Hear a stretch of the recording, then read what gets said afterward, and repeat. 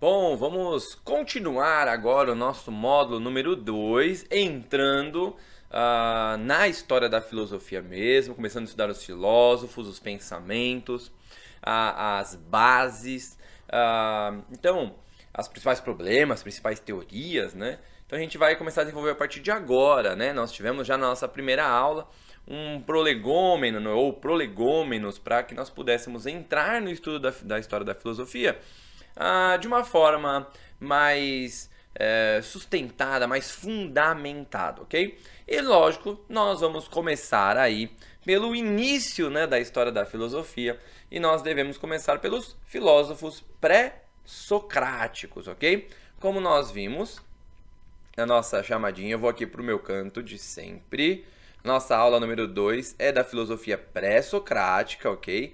Nós vamos ver aí a datação dela. Lembrando que filosofia antiga, ela começa em mais ou menos ali 585 a.C. com Tales de Mileto, a gente vai ver isso aí melhor ainda hoje. E ela vai até aí, segundo o Anthony Kenny, que é a base que eu estou utilizando, ela vai até mais ou menos ano de 380, um pouquinho mais, que é o batismo de Agostinho de Hipona, né, ou Santo Agostinho. Então, esse período marca o período da filosofia antiga, ok? E nós vamos aí para o primeiro período, né, o período naturalista ou pré-socrático, ok? Então, vamos caminhando aqui para nossa aula. Como nós já vimos isso aqui na aula anterior, né, o finalzinho da nossa aula anterior, os períodos que nós vamos estudar de filosofia vão ser divididos em 4 grandes períodos, que serão as 4 grandes partes que nós estudaremos ao longo desse módulo, ok? No total aí de pouco mais de 20 aulas. E nós teremos aqui o período da filosofia antiga ou grega, que é o que nós vamos estudar agora, e assim como todos os períodos, ele tem uma divisão, ok? Ele tem, a gente pode falar de filosofia antiga, mas parece que, muitas vezes, ao falar assim, que a filosofia antiga, ela é um quadradinho, que todos falavam a mesma coisa, e não é bem assim, ok? Então, há uma outra divisão que o Reale faz, é uma divisão bem aceita em história da filosofia, que é a que eu vou utilizar aqui como carro-chefe ou guia de aulas para nós, seriam aí a filosofia naturalista ou pré-socrática, a filosofia humanista, nós teremos aí os sofistas e Sócrates, o período de grande síntese, né, a tentativa de responder os problemas dos filósofos anteriores, trazendo soluções que ultrapassem a barreira. Por exemplo, uma das coisas que a gente vai ver nessa aula é justamente a questão da realidade, né? Se é que a realidade ela é una e imóvel, ou a realidade ela é múltipla e sempre em constante mudança. Então, essa é uma problemática, né? Muitas vezes, e a gente vai ver na parte 2, né? Essa aula é uma aula dividida em 2 partes, porque é uma aula muito grande, então teve que ser dividida em 2 partes. Então, nós veremos na segunda parte ali ver como esse debate pode ser muito simplista muitas vezes, colocando, por exemplo, Heráclito de um lado e Parmênides do outro lado, né? Então, nós vamos aprofundar nessa aula, na parte 2 dessa aula. E aí, esse período naturalista, das grandes sínteses, perdão, é um período onde eles estão tentando, por exemplo, trazer uma resposta dizendo que o mundo às vezes é uno, às vezes é plural, ou a gente tem aí um mundo de percepção plural e um mundo superior, ou um mundo racional que é uno. Então, essas tentativas de síntese, com os 2 grandes nomes, né? Platão e depois seu discípulo, né, e aquele que busca superar Platão, Aristóteles. Depois nós temos o período helenístico, que seriam os desenvolvimentos posteriores a Platão e Aristóteles, com as filosofias que algumas delas têm retornado na contemporaneidade, né, mesmo que muitas vezes de uma forma meio inadequada, que seriam o ceticismo, o estoicismo e o epicurismo. E depois nós vamos ver aí o grande problemática religiosa com a inserção do cristianismo na história, na sua relação com os gregos e com os romanos. E aí uma tentativa, por exemplo, de filósofos de escolas platônicas, né, que a gente vai chamar de médio ou depois um novo platonismo aí, né, que seriam aí as escolas estão tentando demonstrar uma outra perspectiva que não aquela perspectiva cristã filosófica que, principalmente o período ali de pais da igreja, logo no seu início, anterior até Agostinho, está ali apresentando, né, uma defesa ali da fé por elementos filosóficos. Então a gente tem esse período, né, essa discussão dentro do campo filosófico, ok? Então aqui nós temos esse desenvolvimento, já que a gente vai então começar a caminhar aí nesse sentido. O nosso primeiro ponto aqui, como propriamente diz essa aula, né, é uma aula para falar dos pré-socráticos e dos naturalistas. Porém, antes de entrar nisso, é importante saber e entender o que seriam aí filósofos naturalistas ou filósofos pré-socráticos. Por que pré-socrático? Onde que surge essa ideia de pré-socrático? Porque muitas vezes, quando a gente usa o termo pré-socrático, entende que são filósofos que são anteriores a Sócrates, ok? Muitas vezes filósofos, por exemplo, que teriam ficado para trás e Sócrates vindo depois, isso não é bem uma realidade. Outra ideia que se tem de pré-socráticos é que esse uso do termo pré-socrático, ele vem desde sempre, como se em toda a história da filosofia fosse aceito esse período como um período pré-socrático. Então, para a gente poder entrar no período pré-socrático, a gente vai começar aí analisando primeiro de onde vem essa ideia de filósofos pré-socráticos. Isso vai dar uma boa direção para nós, para entendermos os problemas e as respostas que esses filósofos davam nos seus tratados e nos seus debates, ok? Então, a gente pode dizer que o termo pré-socrático pode não ter surgido, mas virou um elemento assim, um termo central para definir esse período com um filósofo alemão, Hermann Diels, ok? Que viveu ali entre 1848 e 1922. Ele foi um filósofo que na sua opus magnum, aí, na sua maior obra, né, a gente tem aí a união de todo o material que trata sobre os pré-socráticos. Então, ele tem um material aí que é este livro, que esse é o resultado final, é o livro, né, Die Fragmente der Vossokratiker, que é o livro aí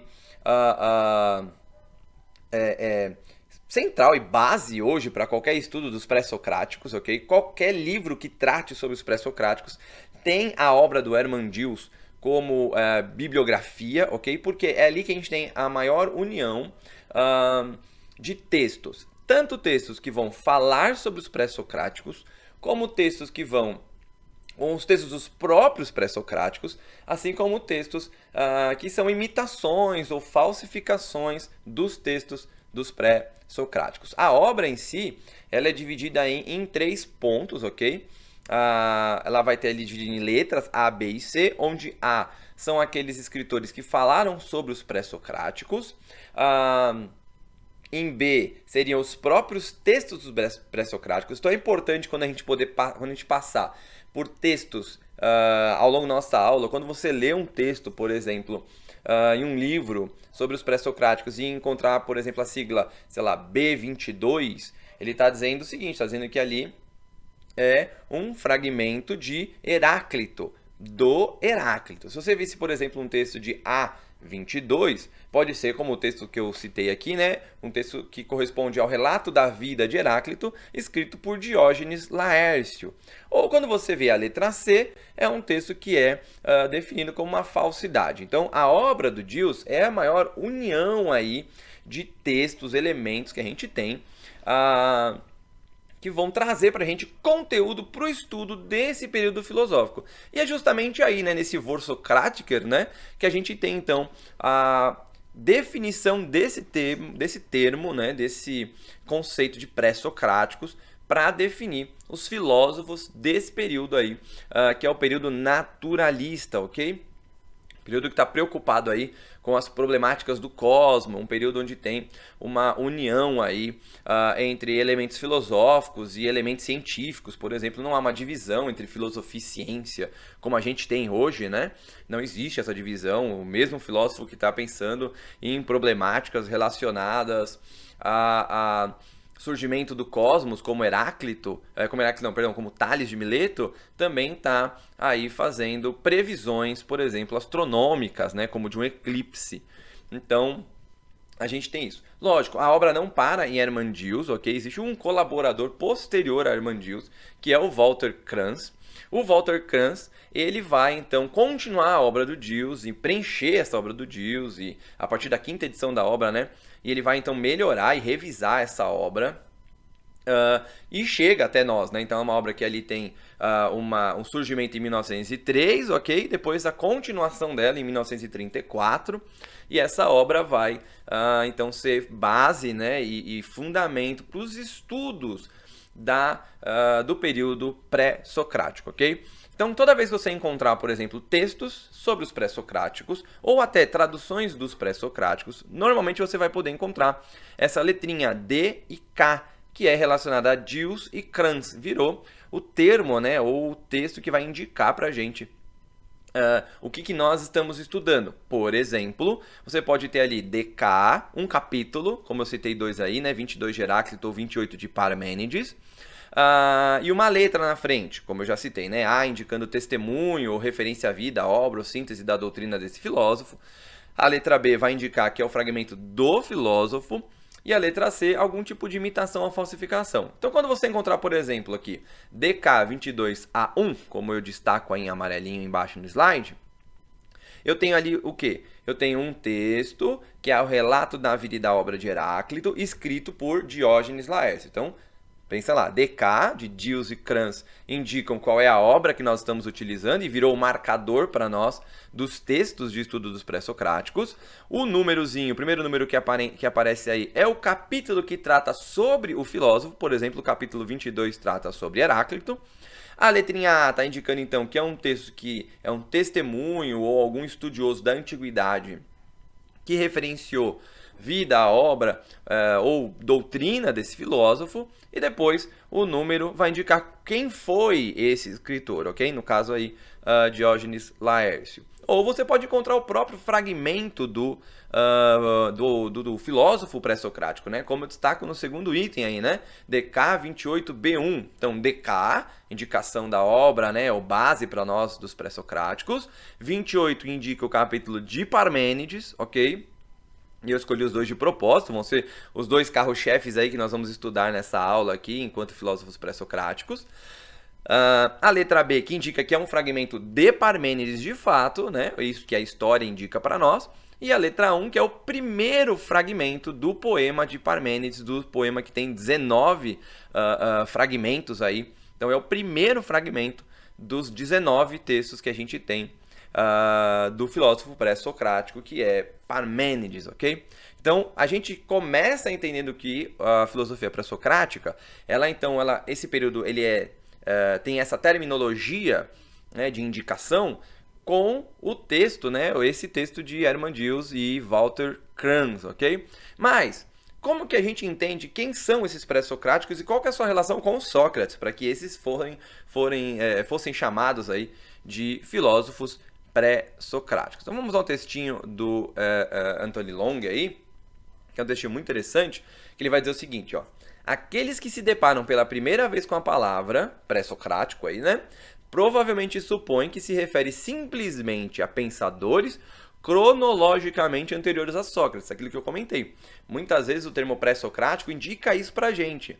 Cara, são filósofos que vieram antes de Sócrates, porque pré para nós é sempre anterior, né? Sempre nesse sentido, mas não é bem isso, ok? Olha como é que o Long vai desenvolver o texto. O que é em larga medida verdadeiro, porque muitos dos autores filósofos pré-socráticos são de fato anteriores a Sócrates, ok? Muitos deles. Isso, como indica aí o Long, né?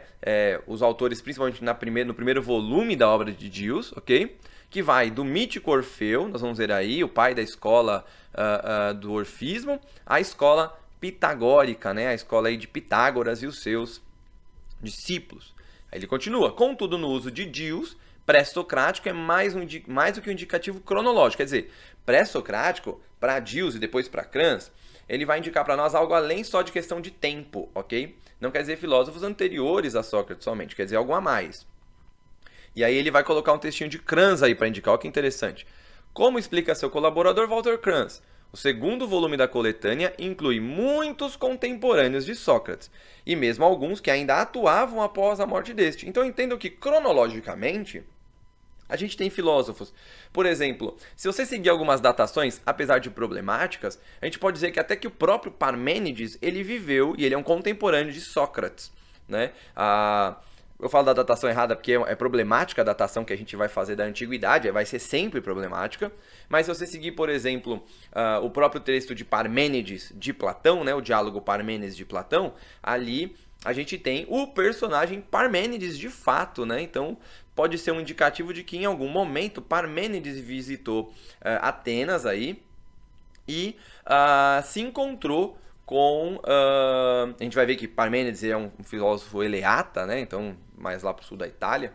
Então, a gente vai perceber Platão apontando que Parmênides em algum momento vai ali até a Grécia, né? E ele então dialoga com um Sócrates mais novo. Não o Sócrates ali já grande sábio e mestre de Platão, por exemplo, mas sim um Sócrates mais novo, né? Um Sócrates mais jovem. Então, nesse sentido, a gente poderia dizer aí de filósofos próximos ali, né? Se a gente encarar, por exemplo, os sofistas como filósofos pré-socráticos, apesar de muitas vezes eu defender o conceito de que Sócrates ele é um sofista e seria o maior de todos os sofistas, mas se a gente encarar, por exemplo, sofistas, grande parte dos sofistas estavam ali presentes durante a época de Sócrates e alguns até depois da morte de Sócrates, ok? Como indica até a própria obra, é curioso, né? A própria capa da obra, né? Que eu estou tirando o texto do longo, que é a morte de Sócrates, né? Sócrates aí tomando aí o veneno, né? Quando ele não aceita fugir depois que ele é condenado aí por corromper a juventude, entre outras coisas, ok? Então, aí ele vai continuar aqui, né? Ainda assim, o livro constitui uma unidade, visto que nele fala uma filosofia que não passou, e esse é um destaque interessante, pelas escolas intelectuais de Sócrates. Não apenas a filosofia pré-socrática, mas também a não-socrática. E aqui tem um negócio muito legal que a gente pode tirar desse texto, a meu ver, que é o seguinte: quem são, então, os filósofos pré-socráticos? A gente pode dizer que os filósofos pré-socráticos são filósofos não socráticos. São filósofos que não tiveram naquela escola que parte de Sócrates em diante. Porque a gente pode dizer que o Sócrates ele causa uma divisão na história da filosofia, e é justamente daí que vem a ideia de pré-socrático. Porque Sócrates ele tem um racha ali, porque nós temos escolas, e as escolas filosóficas posteriores a Sócrates se desenvolvem a partir de Sócrates. A gente não tem, por exemplo, hoje, escolas, muitas vezes, desenvolvimento, imagina, ao longo da história, a gente não tem desenvolvimento de escolas que vieram fora de Sócrates, ok? Ou não tiveram tamanha força. Por exemplo, é de Sócrates que a gente tem as escolas platônicas, e todo o movimento posterior da história da filosofia, que é dependente de Platão. É de Platão que vem, por exemplo, Aristóteles e todo o movimento que a gente tem aí posterior a Aristóteles. O período helenístico depende muito de Sócrates, ok? Não necessariamente de Platão, curiosamente. Alguns estudiosos vão apontar que personagens aí das escolas helenísticas, na verdade, eles vêm de outros discípulos de Sócrates que chegam aí, até, por exemplo, Zenão, né, que é o grande nome do estoicismo, seria discípulo de um discípulo de Sócrates, ok? Não necessariamente Platão. Então, a gente tem aí uma filosofia não só pré-socrática, mas uma filosofia que não passa por essas escolas que vêm posteriores, ok? Ao período aí, ou às escolas formadas a partir de Sócrates. Então, para a gente poder entrar em filosofia antiga e começar a estudar a filosofia antiga a partir dos pré-socráticos, é bom ter isso em mente. Nós estamos estudando filósofos que estão pensando problemas da realidade, e esses filósofos não fazem parte dos desenvolvimentos posteriores às escolas socráticas, platônicas, aristotélicas e por aí afim, ok? Então esse aqui é um bom ponto de partida para a gente começar a pensar e estudar a filosofia pré-socrática. Nós vamos ver que a primeira parte dessa aula aqui, ela vai dar esses apontamentos iniciais da filosofia antiga e da filosofia pré-socrática. A gente não vai entrar na primeira parte nos filósofos pré-socráticos, mas eu garanto para vocês que sem entender esses elementos principais aqui que eu estou trazendo, dificilmente a gente vai conseguir entender os filósofos pré-socráticos, que nós veremos aí a partir da segunda parte desta aula aqui, a aula número 2, né? Vamos continuar aqui nosso texto. Então isso aqui é a cronologia que a gente vai seguir da antiguidade. Ela é uma cronologia aí, segundo o texto do Anthony Kenny. Porém, eu vou ter outras datações que vão surgir para nós ao longo das aulas, que são de outros textos, ok? Tanto do texto aí da Cambridge Press, né? Dos primórdios da filosofia antiga, a gente vai ter Giovanni Reale, a gente vai ter Pierre Hadot, a gente vai ter diversos outros autores estudiosos da antiguidade, né? Como Werner Jaeger, entre outros. E aí a gente vai ter outras datas que vão acabar criando um corpo maior de cronologia para nós, ok? Então, essa aqui é basicamente a data para nós. A gente vai ter entendimento de que a filosofia pré-socrática ela vai surgir ali por volta de 585, com a previsão de um eclipse por Tales de Mileto, ok? Que é considerado aí o primeiro filósofo pré-socrático, ok? E aí vai ter algumas datações, por exemplo, a morte de Anaximandro, com um outro filósofo aí desse período. Aí vem aí as escolas pitagóricas, ok? Com Pitágoras, tá bom? Vem surgimento de Heráclito, ou a datação de que Heráclito chegou à meia-idade aí, então a gente tem por volta de 500 aí, que era metade da vida de Heráclito, né? 500 a.C. Morte de Xenófanes, Demócrito nascendo, por volta de 469 nascimento de Sócrates, quer dizer, é muito provável que quando Sócrates nasce, o Heráclito ou acabou de morrer ou ainda está vivo, né? Provavelmente acabou de morrer ali há poucos anos. Você tem a visita de Parmênides e de Zenão a Atenas, que é relatado aí pelo texto de Platão, ok? Mas entendendo que há uma problemática aí de datação, porque ela vai ocorrer aí com Sócrates sendo por volta de 19 anos, né? Então esse jovem Sócrates se relacionando ali. Você tem Empedocles, um outro filósofo pré-socrático, que está ali presente com Sócrates vivo, quer dizer, percebam ali que tem o Parmênides, Zenão e Empedocles, só uma separação que esse Zenão aqui não é o Zenão estoico, ok? É o Zenão aí que desenvolve a filosofia parmenídica.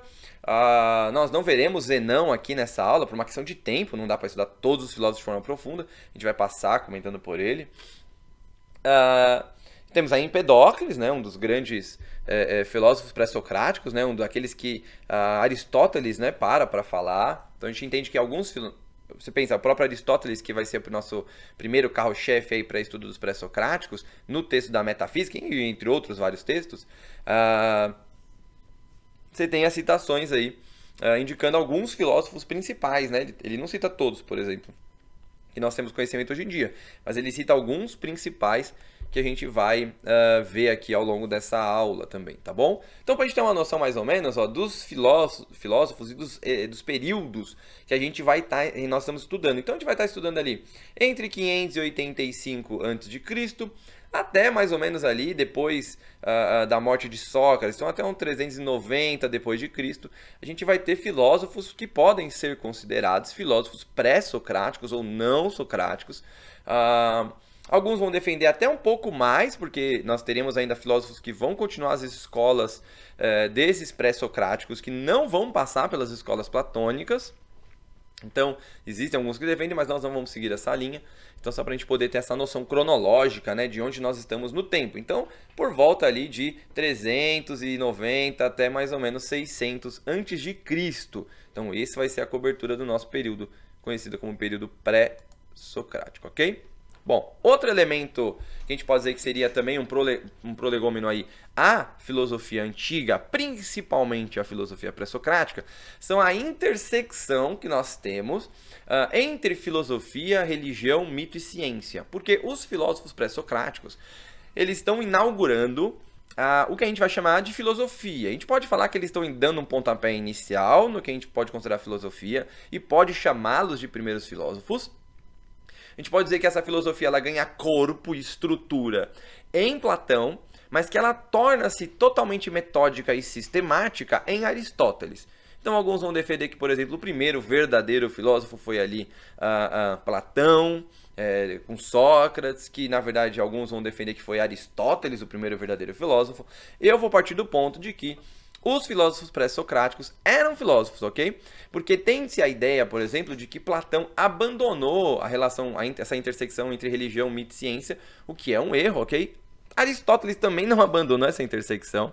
Pode ser que ele começa um período de abandono ali, que a gente tem muitas vezes uma declaração, por exemplo, de Aristóteles muito mais ligada ao racional e quase que um abandono da religião e do mito, mas a gente percebe em elementos da própria filosofia aristotélica a sua relação com a religião, sua relação com o mito, sua relação com a ciência, próprias divisões de ciência aí que propõe Aristóteles, tá bom? Então, esse aqui é um ponto de partida. Tem algumas questões que eu julgo seriam interessantes, nós vamos passar por elas, e eu acredito que uma bem interessante para nós é a relação do mito com a filosofia, né? Mito, que vem da palavra grega mitos. Então, a gente tem aqui um ponto importante, porque é muito comum essa afirmação que eu estou propondo como uma pergunta para nós, que é: a filosofia é marcada como um momento histórico onde pensadores abandonaram o mito para uma abordagem lógico-racional ou puramente racional de análise da realidade? Então, essa é uma pergunta importante, porque vocês vão encontrar em textos,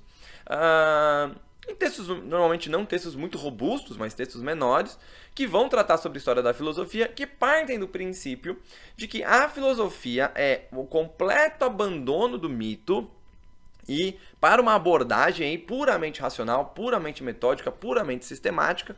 Essa não é a posição que eu adoto, ok? Então eu não vou seguir essa linha com vocês. A linha que eu vou seguir com vocês aqui para frente é demonstrando que a filosofia é dependente do mito, sim, que na estrutura do projeto filosófico da antiguidade o mito está presente e algumas coisas diferenciam o trabalho filosófico do trabalho mitológico, que mito não tem a ideia, e vocês vão ver a argumentação para defender isso, que mito não é aquela ideia de falsidade, ok? Muitas vezes entende-se mito como algo falso. Mito igual a falso. Isso é um erro, ok? É um erro, e eu considero um erro muito grande, é um desconhecimento do desenvolvimento do mito na antiguidade, a importância que ele tem na construção da cultura e do pensamento teórico dos filósofos posteriores aos períodos que a gente vai chamar de períodos mitológicos aí, com Homero, Hesíodo, entre outros, ok? Então, a gente vai desenvolver a partir disso esse conceito de relação entre mito e filosofia. Vamos para o primeiro ponto que eu considero extremamente importante. O Giovanni Reale vai fazer uma defesa que eu acho interessante, que é o seguinte: tanto mito como filosofia tentam fazer a mesma coisa. O que é essa mesma coisa? Tenta representar a totalidade da realidade, ou como diz o Giovanni Reale, a totalidade do real. O mito tenta responder a não partes da nossa vida somente, mas a totalidade da realidade que nos cerca. Essa é uma tentativa do mito e esse é o trabalho filosófico. Nós lembrarmos aí no primeiro módulo como nós definimos filosofia como aquela ciência ou arte ou ambas, ou nenhuma das duas, ao qual busca a resposta para os problemas de totalidade da realidade. O mito também o faz. Outro ponto interessante de relação entre o mito e a filosofia é que ambos possuem um puro interesse teórico. Quer dizer, quando o construtor de mito, Hesíodo, por exemplo, vai escrever na sua teogonia o desenvolvimento dos deuses, e logo, né, por consequência, o desenvolvimento da realidade do cosmos, então ele cria ali uma teogonia e uma cosmogonia, quer dizer, o início ou o nascimento dos deuses e, por consequência, o início e o nascimento do mundo, do cosmos, do universo em geral. A gente tem ali um interesse puramente teórico. A gente não tem o interesse de responder, por exemplo, para plantar melhor ou para desenvolver uma máquina melhor para conseguir ter um desenvolvimento de uma melhoria na sociedade. Não, não tem isso. É um puro interesse teórico. E aquilo que Aristóteles, nós citamos esse texto de Aristóteles no primeiro módulo, é aquilo que Aristóteles fala logo no começo da Metafísica, no primeiro livro da Metafísica, de que a filosofia, ela começa, primeiro, a gente tem aí a busca pelas necessidades pontuais e pragmáticas da vida, como comer, se vestir, dormir, ficar vivo, ok? O homem, ele começa, então, a partir de ter essas coisas já na sua vida, ele já tem como comer, ele já desenvolveu mecanismos para poder plantar e colher e comer. Ele já desenvolveu técnicas de construção de moradia, de fabricação de tecido e roupa. Ele já tem tudo isso. Então ele começa a se voltar para os problemas superiores à nossa vida cotidiana, que seriam os problemas relacionados aí, por exemplo, ao cosmos, né? A lua, ao sol, aos elementos, o como eles se dão, como é que eles surgem. Então uma preocupação que hoje muitas vezes está muito próxima da preocupação científica. E depois eles então se elevam para elementos mais teóricos, mais subjetivos, podemos dizer assim, mais essenciais, mais fundamentais de origem do mundo, de definição do que as coisas são, da verdade, do conhecimento. Então, é como se fosse um caminho, um degrau, né, que vai se subindo, conforme uma necessidade vai sendo suprida, eu vou caminhando para elementos mais fundamentais da realidade, mais essenciais da realidade. E o mito, ele faz parte disso. O mito está nesse caminho já de um interesse teórico que não está ligado mais às necessidades do cotidiano ou da manutenção da vida. Já está num caminho para um interesse teórico, não pragmático, não cotidiano prático do conhecimento. Então você percebe que existe aí uma proximidade muito grande entre o mito e a filosofia, ok? Então se a gente pode continuar aqui, olha um textinho aí que o Giovanni Reale vai falar sobre a obra Teogonia de Hesíodo, que eu indico a leitura para vocês, ok? Então leiam esse textinho, é um texto curto, pequeno, o livro é muito fininho, não é um livro grande. Posso mostrar a minha versão aqui para vocês. Ele é um livro bem fininho, ok? Que vale a pena aí a leitura. E olha o que o Reale vai falar, né? Que as forças naturais de atração e de repulsão da doutrina de Empedócles, então a gente vai ver que há um desenvolvimento em Empedócles, que o mundo ele tem origem a partir de duas forças, as forças do amor e do ódio, sendo que o amor é aquela força que vai unir todas as coisas e o ódio aquela força que vai separar, e é do processo de atração e repulsão que as coisas vão surgindo e se desenvolvendo ao longo do mundo, na criação do cosmos e no desenvolvimento do cosmos. Tem, segundo Reale, a mesma origem espiritual do Eros cosmogônico de Hesíodo, quer dizer, há uma dependência. E é curioso que é muito similar quando você lê, e por isso que eu falo, faço esse exercício de ler a obra de Hesíodo. Nós temos aí o Eros cosmogônico de Hesíodo sendo descrito na sua forma poética, ok? Hesíodo aí é um poeta da antiguidade, né? Podemos dizer que junto com Homero, né, são os dois grandes poetas da antiguidade. Essa forma que Hesíodo vai desenvolver o Eros, né, essa relação de atração e de repulsão, tem muito a ver com o desenvolvimento que Empedócles faz. Por exemplo, também, você pode, quando você começa o texto de Hesíodo, e você vai começar, por exemplo, um dos textos que vai ser um texto que eu estou chamando de experimental para nós, que é o texto que a gente vai ler, né? Um texto pré-socrático, que nós vamos ler aí como leitura, vai ter como leitura obrigatória dessa aula, que é o texto de Parmênides. Você percebe que a estrutura das musas, levando Hesíodo a conhecer, né, como é que a origem do cosmos e dos deuses aconteceu, você vê que é a mesma forma que, por exemplo, desenvolve Parmênides, fazendo com que as musas os levem da noite para o dia, né, ou para a mansão da noite, e é o meio caminho entre a noite e o dia, que é do conhecimento do cotidiano ao qual os mortais estão presos, a via da falsidade, ou a via do cotidiano, nós vamos desenvolver melhor isso na aula, e a via da verdade, né? Então são as musas que estão levando tanto Hesíodo quanto Parmênides. Então nós percebemos essa relação entre o texto, por exemplo, de Hesíodo, que é um texto chave para a construção do mito.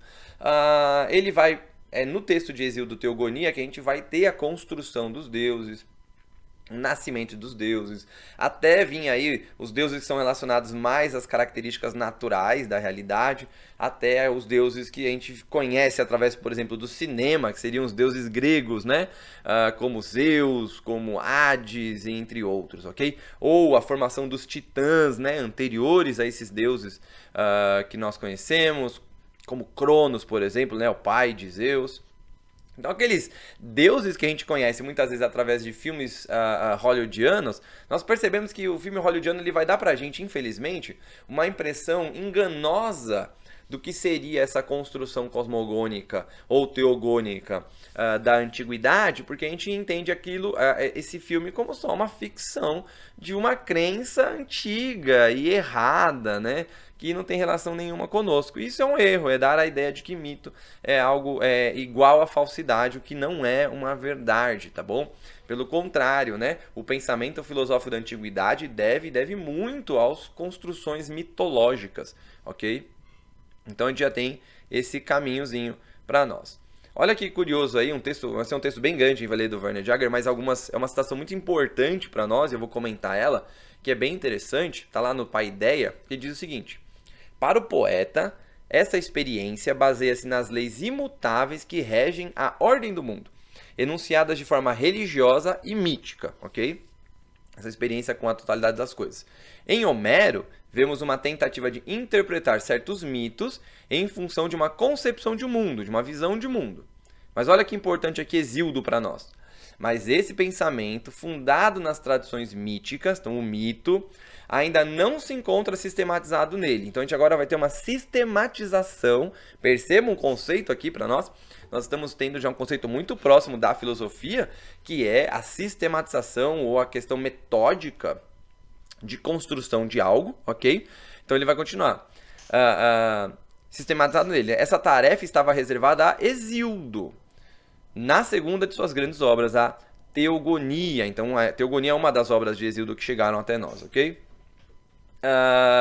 Ele continua. As sagas dos heróis dificilmente participam de uma especulação cosmológica e teológica. Quer dizer, em Homero a gente tem ali saga de heróis, a gente tem Aquiles, né?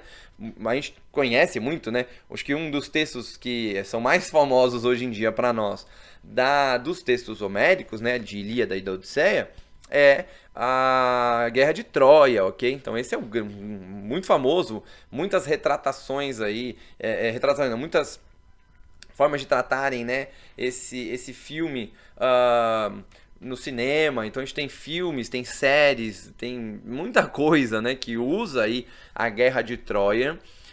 Mas quando você olha para os elementos, apesar da participação dos deuses ali, a gente tem essa participação dos deuses no texto de Homero, tá longe de uma especulação de criação do mundo, ou de criação da realidade, de estrutura da realidade, de funcionamento da realidade. Está muito longe disso, né? Agora, em Hesíodo, não. Em Hesíodo, a gente tem já a especulação de criação das coisas, né? Criação dos deuses. A gente tem aí o elemento, por exemplo, de um apontamento de um elemento originário, de uma estrutura originária, de um pensamento de como é que o cosmos funciona, como a realidade se dá. É daí, por exemplo, que vai vir a metafísica, a ontologia e tantos outros. A própria epistemologia vai surgir das especulações cosmológicas, ok? Isso se encontra a partir de Hesíodo, tá bom? Continuando o texto do Jaeger aí. Em contrapartida, as que se referem aos deuses constituem sua fonte mais abundante. Quer dizer, uma vez que a gente tem a concepção de criação dos deuses em Hesíodo, a gente tem uma abundância de especulação cosmológica aí, tá bom? Continuando. A tendência causal nascente encontrou satisfação na construção sagaz de uma genealogia completa dos deuses, que você encontra em Teogonia. Ora, os três elementos essenciais para uma doutrina racional do devir do mundo. Então percebam aqui, a gente encontra na genealogia dos deuses os elementos essenciais para a construção de uma doutrina racional do devir, do desenvolvimento do mundo, ok? Ele vai apontar. Aparecem também com evidência na representação mítica de Teogonia. Então, é a partir da genealogia completa dos deuses, a partir dos elementos de especulação cosmológica, a gente vai ter um desenvolvimento já de uma doutrina racional do devir do mundo, ok? Os elementos que constituem ela, em Hesíodo. Quer dizer, a gente já tem um trabalho filosófico em Hesíodo, né? Um autor mítico aí para nós. E ele continua o textinho para nós, eu vou continuar um pouquinho mais para frente aqui, ó. O caos, o espaço vazio, a terra e o céu, fundamento e dócil do mundo, separados pelo caos, o Eros, que é uma força originária, criadora e animadora do cosmos. A terra e o céu são elementos de concepção mítica do mundo. Quer dizer, entendo que toda a construção mítica do mundo entende a construção ou a criação dos céus, da terra, dessa força originária, e é daí que a gente tem, por exemplo, o desenvolvimento dos filósofos pré-socráticos, porque o grande trabalho do filósofo pré-socrático, apesar de eles trabalharem em várias linhas, mas o grande trabalho, né, de dar até o nome de naturalismo para essa época, é o que a gente vai chamar de problema cosmo-ontológico, quer dizer, como que o cosmos é criado, como o mundo é criado, e como que se dá o movimento de criação do mundo, preocupação deles, né? Como quem cria esse mundo, qual é a força criadora que nós temos aqui, é parte daquelas causas que Aristóteles propõe, como a causa material, a causa eficiente, que a gente vai ver um trecho delas nessa aula e vai estudar muito mais profundo, né? Em metafísica aristotélica, aí, né? Nós teremos uma aula de metafísica aristotélica no terceiro módulo. Então aqui a gente já tem esses elementos, tá bom? E aí ele continua aqui, né? Ele coloca aqui alguns pontos, mas olha que interessante aqui em amarelinho que eu destaquei para nós. O Eros de Hesíodo, então ele tá... É daí que o Reale tira, na verdade, né? O Eros de Hesíodo é uma ideia especulativa original e de enorme fecundidade filosófica, porque é a partir desse conceito de Eros como força originária que a gente vai ter, né, a relação Eros e Caos, por exemplo, é aí que a gente vai ter o ponto de partida do trabalho filosófico pré-socrático. Então, esse é um destaque que o Werner Jaeger dá para nós aí, né? Aí ele continua na titanomaquia, né, o desenvolvimento dos titãs, e na doutrina dos grandes dinastias dos deuses, né, como Zeus, entre outros, entra em ação a ideia teológica que Hesíodo tem de arquitetar uma evolução do mundo. Olha que curioso isso, né? Cheia de sentido, na qual, além das forças telúricas e atmosféricas, intervenham poderes de caráter moral. Então, nós entendemos aqui uma outra característica importantíssima para esse desenvolvimento da filosofia posterior. Ele continua, fechando aqui para nós, né? O pensamento da teogonia não se contenta em pôr em interação os deuses reconhecidos e venerados nos cultos, nem se além aos conceitos tradicionais da religião em vigor. Então, olha que curioso, e é daí que a gente pode aproximar muito o mito da filosofia. O trabalho de Hesíodo não tá, nessa teogonia, ele não está preocupado, por exemplo, somente aceitar a existência dos deuses que já são reconhecidos nas religiões populares na Grécia, tanto as religiões mais voltadas às questões da natureza, né, ou religiões mais ocultistas, tanto quanto as religiões mais públicas, muitas vezes ligadas aí a Homero, né, e os desenvolvimentos de Homero. Ele ultrapassa essa barreira. Ele não quer só mostrar essa interação entre esses deuses, ok? Ele não quer só trabalhar as tradições religiosas que estão em vigor ali na Grécia. Olha o que o Werner Jaeger vai apontar. Pelo contrário, põe os dados da religião no sentido mais amplo de culto, da tradição mítica, da vida interior, a serviço de. Então, olha, ele pega todos esses elementos da vida religiosa, mítica e cultica da Grécia Antiga e coloca a serviço de uma concepção sistemática da origem do mundo e da vida humana, elaborada pela imaginação e pela inteligência. E se não é isso, é um trabalho filosófico, ok? A gente pode dizer que está aí o nascedouro do trabalho filosófico que vai começar a ser desenvolvido a partir aí dos filósofos da antiguidade, aí a gente pode dizer de Tales de Mileto como o primeiro grande filósofo, ok? Apesar de Tales não estar tão relacionado diretamente com Hesíodo, né? Não tanto quanto Pitágoras, Empedócles ou Heráclito até, mas ou Parmênides, né? Mas a gente tem aí um fundamento, quer dizer, ele está pegando os elementos do cotidiano e está construindo de forma sistemática. Se você ler a teogonia, você vai perceber essa sistematização, de forma sistemática, uma origem do mundo, ok? Uma origem da vida humana, o que vai dar pra gente essência e fundamento, né? Elementos bem metafísicos aí. E ela é elaborada não por questões pragmáticas ou científicas ali, mas pela imaginação e pela inteligência. É um trabalho racional, em termos kantianos aí a priori, quer dizer, sem necessariamente contar com uma experiência empírica, né, uma experiência da própria realidade, e um trabalho de puro trabalho racional aqui, né? Então é curioso, apesar dele apelar de uma forma mítica ou de uma forma poética para esses elementos, a gente percebe aqui um nascedouro, né? A fagulha que dá início muitas vezes ao pensamento filosófico. Pode ser que a filosofia se desenvolve na Grécia, estou dizendo aqui um pode ser porque há um grande debate nessa área, né?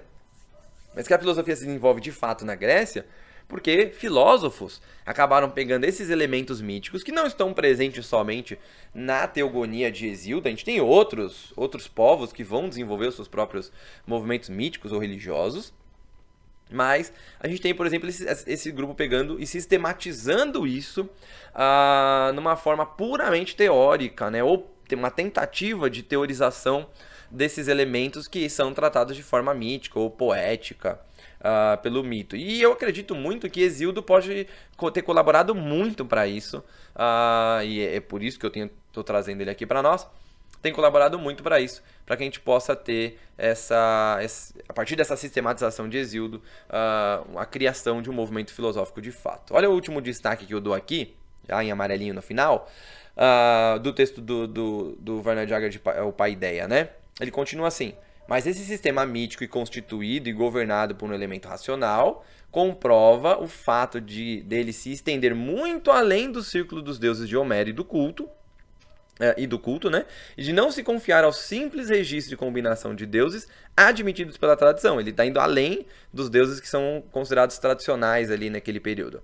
Mas elaborar uma interpretação criadora destes e inventar novas personificações quando o exigem as novas necessidades do pensamento abstrato. Então, se eu seguir aqui a linha do Werner Jaeger, eu posso dizer tranquilamente, sem nenhum medo de errar, de que é essa forma sistemática, racional, teórica, apesar de poética e mítica, de Hesíodo, que permite um fundamento para uma filosofia pré-socrática e, poderíamos dizer até que para a construção de todo o trabalho filosófico posterior. Então aqui acho que é um ponto importantíssimo para nós. E aí, o Giovanni Reale vai citar um texto de Aristóteles, que eu não vou usar o texto de Aristóteles na aula, que é um texto que eu vou deixar para vocês lerem aí, como leitura obrigatória dessa aula também, que é o textinho aí da Metafísica, é um texto curtinho, onde o Aristóteles vai apontar o problema cosmontológico aí, que ele vai desenvolver dos filósofos que a gente pode chamar de filósofos pré-socráticos, né? Aqueles que Aristóteles vai estar, no caso aí todos anteriores a Aristóteles, né? Que Aristóteles vai estar trabalhando como incompletos para a construção ou uma resposta adequada ao problema cosmontológico. Então olha que o Reale vai trazer esse texto para nós. Ele diz o seguinte: quando Aristóteles diz que o amante do mito é de algum modo filósofo, então você vai encontrar esse textinho lá em Metafísica, no livro A, no item 2 ali, a partir do item 982b, onde você tem ali Aristóteles dizendo que o mito, ele é, aquele que ama o mito, né? Ele é muito próximo, né? Como a gente vai chamar aí de primo do filósofo, né? É isso que Aristóteles está dizendo. Olha o que o Reale vai falar sobre esse texto.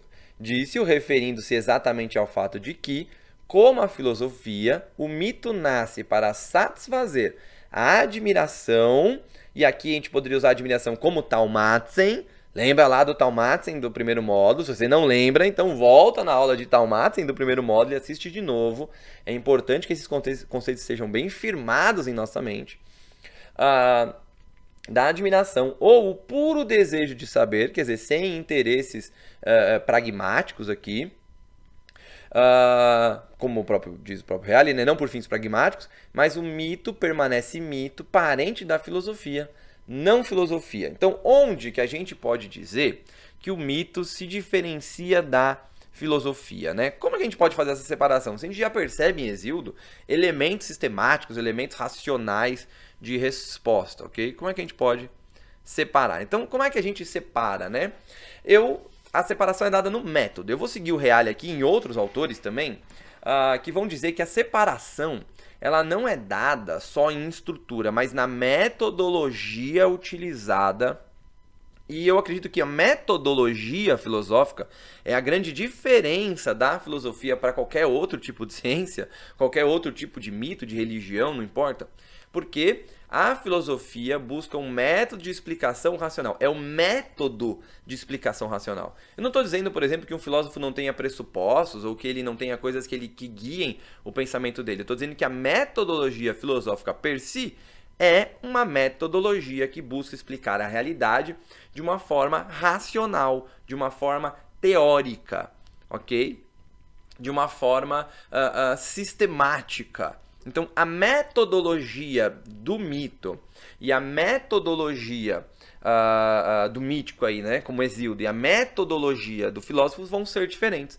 Os dois vão buscar representar a totalidade da realidade, os dois têm um interesse puramente teórico, mas no caso aí, o filósofo não vai usar somente elementos imaginativos, elementos só da inteligência, mas ele busca construir uma metodologia de análise dessa realidade que explique-a de forma racional. É por isso que, por exemplo, Heidegger vai dizer que a filosofia não é só um trabalho racional, mas é a própria guarda da ratio, né? É a própria guarda da razão aqui, ok? Então, nesse sentido, a gente tem aqui um ponto importantíssimo da diferenciação entre o trabalho mítico, o trabalho do mitos, do mitos, né, com o trabalho filosófico. E é justamente isso que o Reale aponta aí no seu textinho. Seu textinho não, né? Sua obra, né, de 5 volumes aí, de filosofia na antiguidade, onde ele diz o seguinte: as teogonias possuem a primeira, então representação da totalidade das coisas, e a terceira, ele elenca 3 pontos, né? Primeiro e o terceiro ponto, o terceiro seria o puro interesse teórico, das características que ele considera relacionadas com a filosofia, mas carece da segunda, que é o método de explicação racional, que é qualificante e determinante para um trabalho filosófico. A filosofia é, em si mesma, uma disciplina ao qual a necessidade de um método, e esse método é um método de explicação racional da realidade, de tudo aquilo que se relaciona com a realidade, seja a estrutura, a essência, a relação entre os aspectos da realidade, não importa. Todo trabalho filosófico está montado em cima de uma metodologia de explicação racional das coisas. Pode ser sistematizado o trabalho de Hesíodo, pode ser um trabalho de puro interesse teórico, mas ele vai faltar aí a ele uma metodologia de explicação das coisas de forma racional, ok? É aí então que a gente vai diferenciar mito de filosofia. Então, um fechamento aqui pra gente, né? Um ponto importante a se observar é que a filosofia não é um abandono do mito, ok? Isso é uma interpretação errada do trabalho filosófico da antiguidade.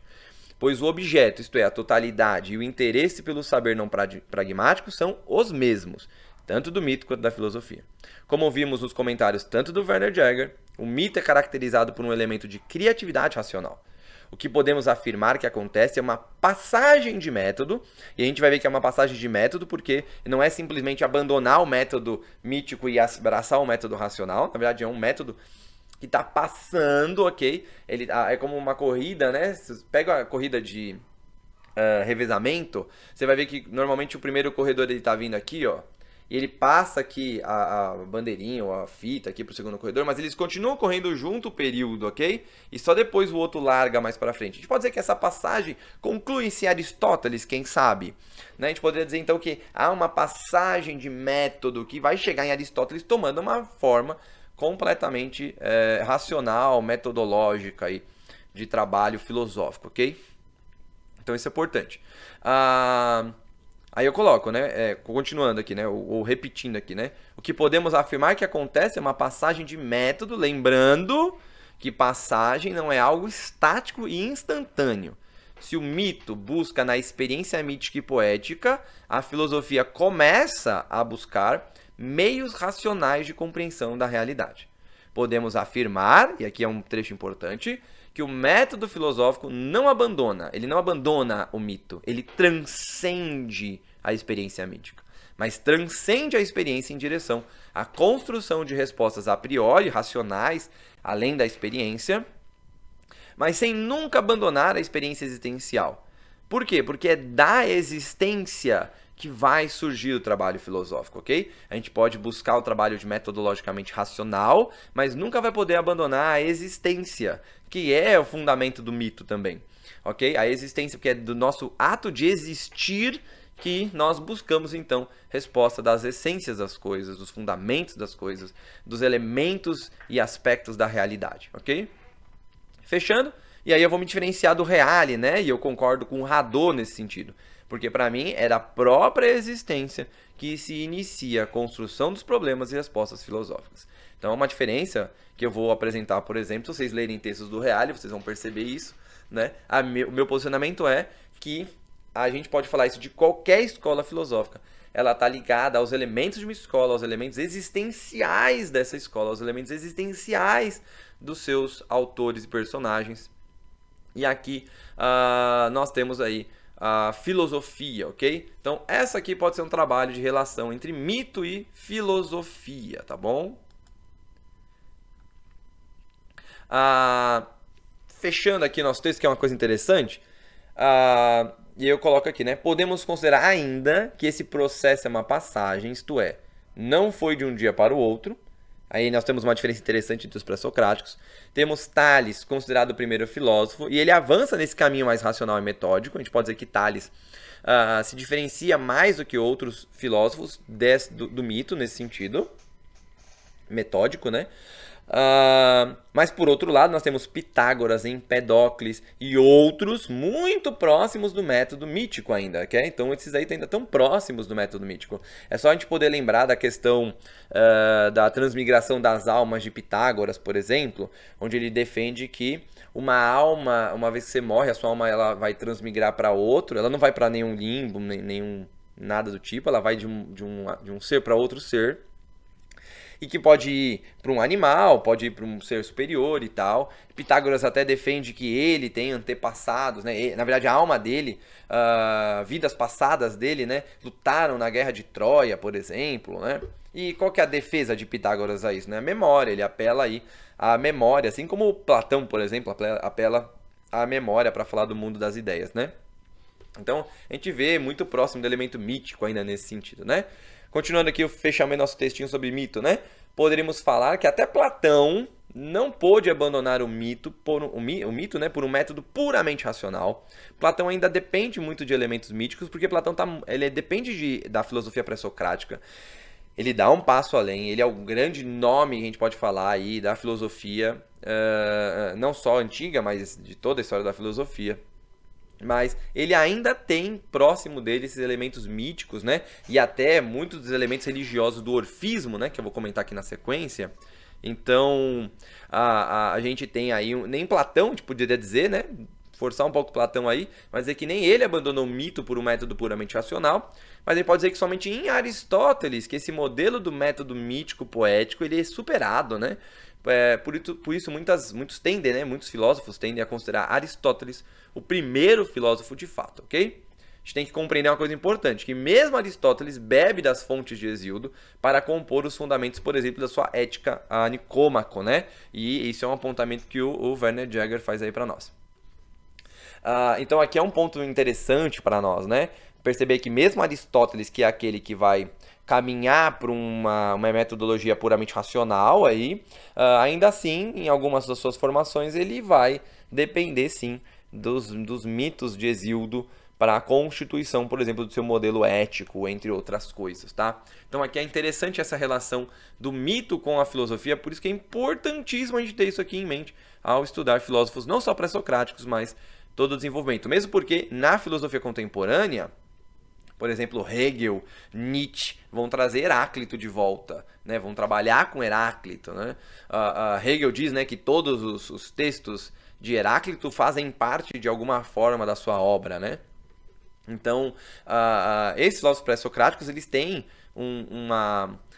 podemos dizer que uma influência também do pensamento, por exemplo, contemporâneo da filosofia, ok? Então não é só lá na antiguidade não se usa mais, pelo contrário, né? Eles falam, como eu disse na aula anterior, falam até hoje, ok? Eles não estão mudos ao longo da história, não foram calados. Eles ainda falam a nós, influenciam muito dos pensamentos contemporâneos, sim, tá bom? Por isso que é importante ter isso aqui em mente.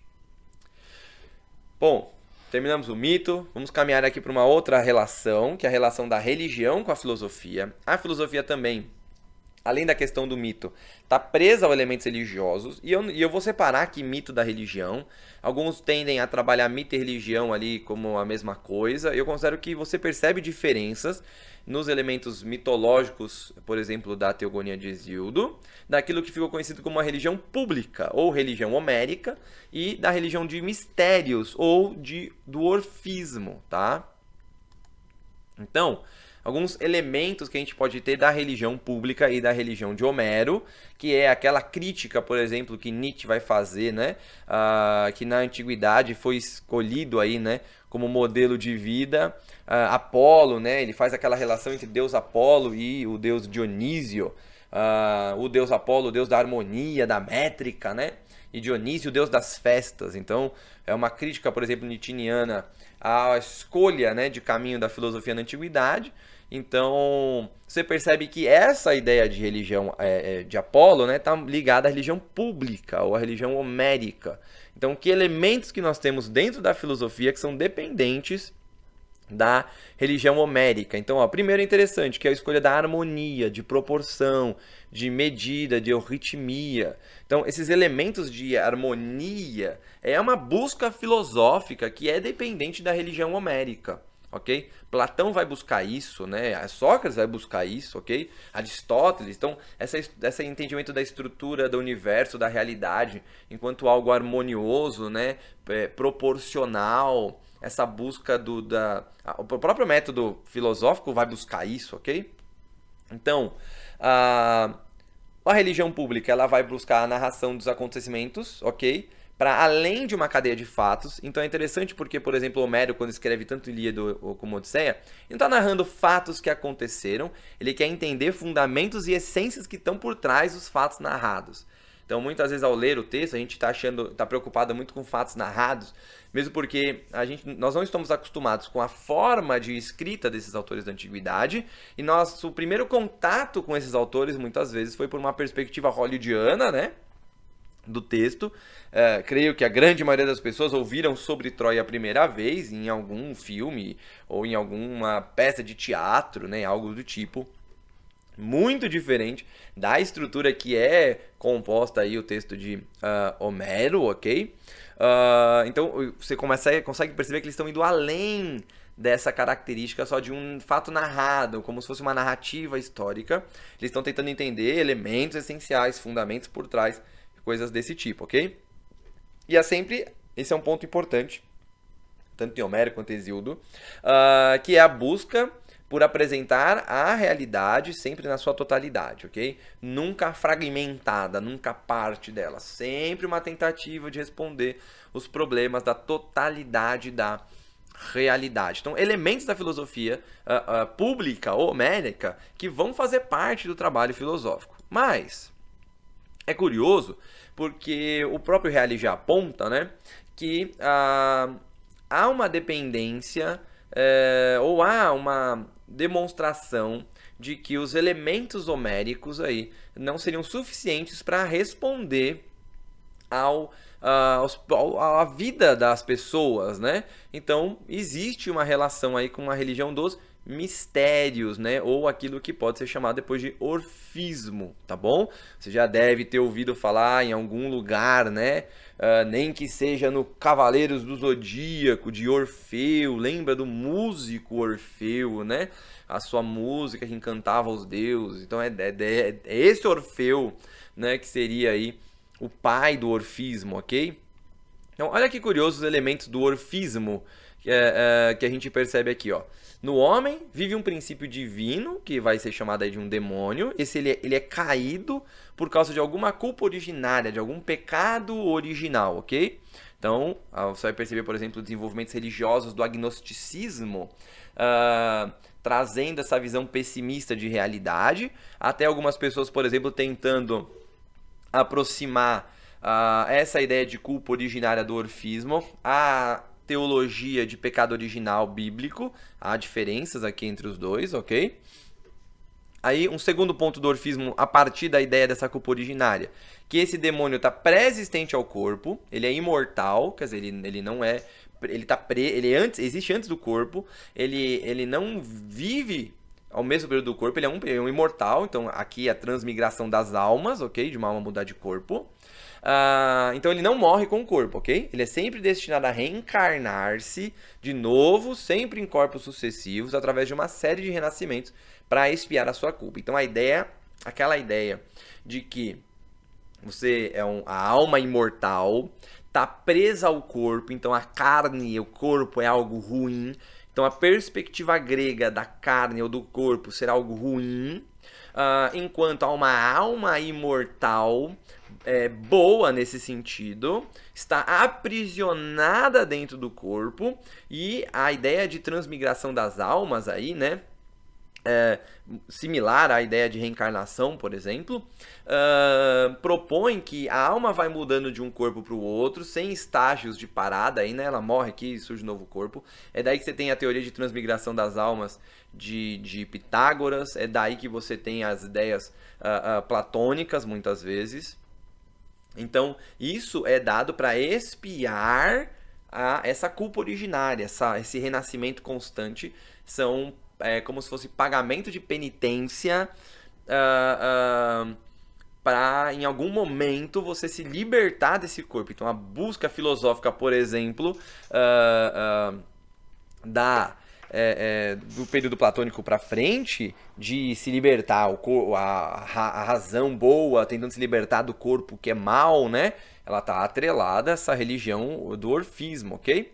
Uma outra característica interessante aqui é as práticas de purificação, ok? Então, você vai purificando o seu corpo com várias práticas, né? Como determinados tipos de comida. Se você ler, por exemplo, Pitágoras, você vai perceber esses elementos em Pitágoras muito fortes, ok? Há um orfismo muito forte em Pitágoras. Então, essas práticas de purificação vão acabar com o ciclo de reencarnações. Aqui seria uma diferença, por exemplo, da filosofia mais platônica, que é o trabalho racional, é a razão que vai te libertar desse corpo, ok? Que vai te levar para o mundo das ideias, tá bom? Por isso o filósofo é o grande ser, né, da sociedade. E o último elemento interessante, por consequência, quem vive a vida órfica, então assim, os iniciados, gozam depois da morte do merecido prêmio do além. Qual que é o prêmio? É a libertação do corpo. E quem não é iniciado há uma punição, essa reencarnação continuamente aí. Aí tem um negócio muito interessante, porque quando você percebe os elementos agnósticos ali quando surge o cristianismo, e você percebe ali elementos agnósticos, né, que seria uma mistura, muitas vezes, de filosofia grega com cristianismo. Na verdade, o que você tem ali é o orfismo misturado com o cristianismo, que é daí que surgem os conceitos agnósticos, tá? Então aqui tem um ponto muito importante do estudo da antiguidade, é perceber que há uma influência do orfismo sobre pensadores como, por exemplo, Platão. Tá? Não só Platão, né? Cito Platão aqui porque é o grande nome aí, né, da filosofia antiga, junto com Aristóteles. Então, aqui é um ponto importante entender que há uma relação da religião com a filosofia, e muitos dos elementos filosóficos que foram utilizados por metodologia racional tinham pressupostos religiosos, tanto da religião homérica quanto do orfismo ou da religião dos mistérios. O orfismo é um representante dessa religião. O Armand Euler traz uma resposta interessante sobre isso, quando ele vai fazer uma genealogia do tempo aí. Ele vai dizer que a todo momento na história da humanidade há sempre, ou do pensamento teórico, há sempre uma dialética onde você tem uma síntese e uma antítese, ou desculpa, uma tese e uma antítese lutando uma contra a outra em determinados momentos históricos, sínteses desses dois movimentos, ok? Então, quando ele vai fazer essa análise histórica dele, ele vai dizer, por exemplo, que na Grécia Antiga existia uma relação dos elementos da liberdade aí e da natureza. Então, essa briga que a gente tem aqui entre esses dois polos, por exemplo, poderiam ser representados pela religião homérica e pela religião orfística ou dos mistérios. E as sínteses estariam, por exemplo, em Platão. Né? Então, Platão seria esse movimento síntese do movimento religioso homérico, do movimento religioso da religião dos mistérios, ok? Então, aquela ideia de natureza, né? A religião dos mistérios está ligada muito a essa característica. E isso vai percorrer, né? O próprio Doivre vai desenvolver, por exemplo, que na Idade Média há uma tentativa de misturar aí uma dialética, né? Entre a visão cristã, que ele vai falar que a criação, queda e redenção da humanidade, com a visão grega, ok? E depois, no elemento posterior, aí entra em cena aí a liberdade, a natureza, numa visão mais contemporânea dessa dialética, ok?